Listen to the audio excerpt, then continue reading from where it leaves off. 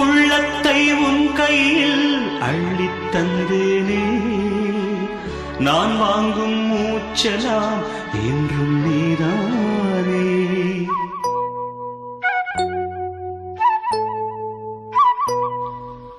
ஆத்தோரம் கொஞ்சிடும் தென்னஞ்சிட்டுத்தான், அங்கே வா பேசலாம் அச்சம் விட்டு.